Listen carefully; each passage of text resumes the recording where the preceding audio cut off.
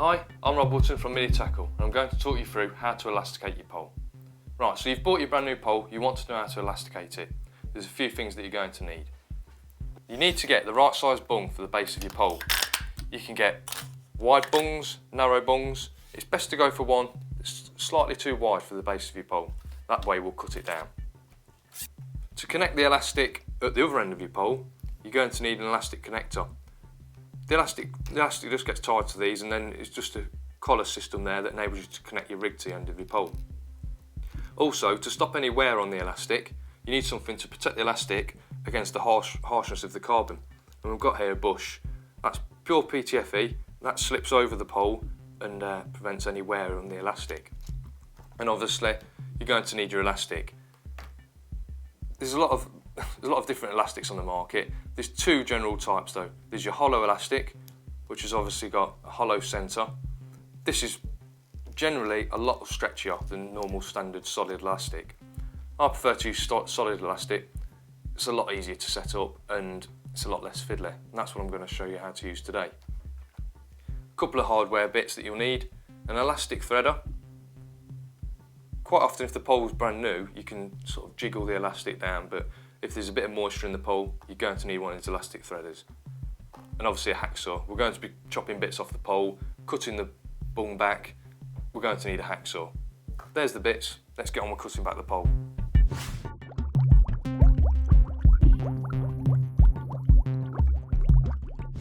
First job is to cut the pole tip back to accommodate the little PTFE bush.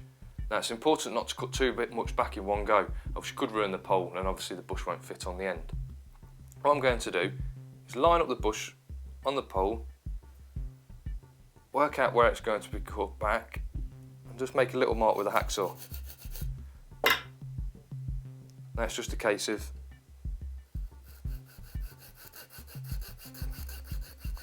cutting the pole back.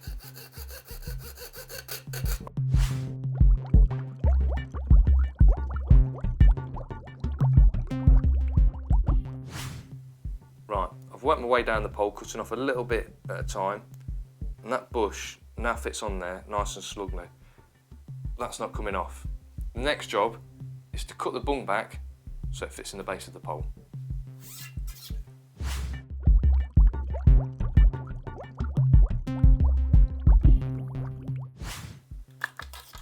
To get the bung to fit inside the base of the pole, it's just a simple case of placing the bung inside the pole and making a mark with the hacksaw. This bung's got rings on it. It enables me to get a good line when I'm cutting. And what I'm going to do is go one ring further up and start cutting.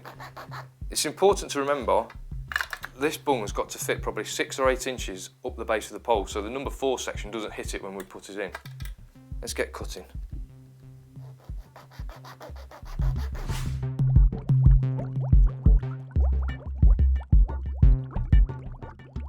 Right, I've cut the bung back. Now it's a case of inserting the extractor rod inside. Just seeing if that's perfect. The bung's probably sitting 8 inches up the pole. What I'm going to do now is thread the elastic through the pole. First of all, I need to attach the elastic to the bung. Thread it through the hole and tie a simple overhand knot in the elastic. Right, I've tied a loop in the end of the elastic, pull it through, and now I'm going to lasso that over the base of the bung and pull it tight.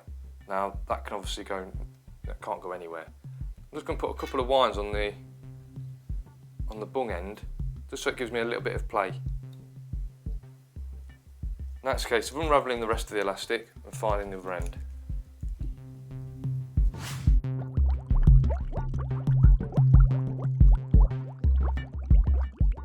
Like I say, because this is a new pole, I could probably get away with just forcing the elastic down because there's no moisture in the pole, especially on the thicker third section.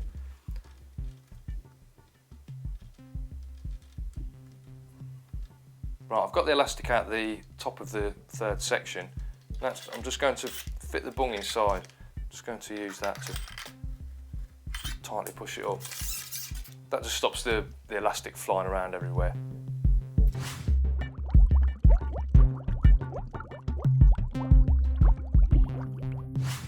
going to thread the elastic through the second section. For this I'm going to use the elastic threader because this section's a little bit thinner, and because I've placed the bush on the end, that could cause a little bit of a problem when threading the elastic through. Simply a case of threading the threader through, eye first, down the pole. And what I'm going to do is attach the elastic and lock it in the eye. Now it's a case of pulling the threader, pulling everything through. Now I'm going to place the top kit together.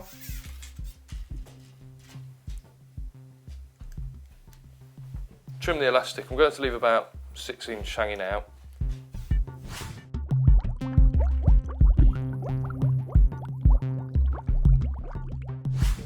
Now it's just a simple case of attaching the elastic connector. Take off the sleeve, thread the elastic through, and what we're going to do is tie the same overhand knot that we used at the bung end. That's important to moisten it. Pull that tight, you're looking for a really small knot, and just use some scissors to just trim the knot. That collar goes over the top, neatens everything up. Your line will attach to the elastic with a hook system. Tie a loop in the end of your line, hook it over, and then pull this little collar down to lock everything in place.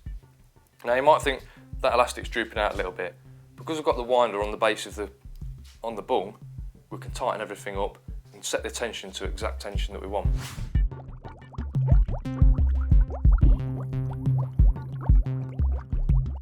I'm just going to tighten the elastic now so there's not as much drooping out of the pole tip.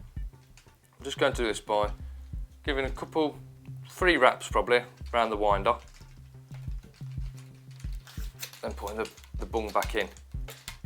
Right, so I've tightened the elastic at the bung end, and now that's how I like to set it. So it does go back in quite positively, but it's not so tight that it's going to bump any fish. That's about perfect, and you can see how simple that was. Really easy way to elasticate your pole, no fuss, no hassle.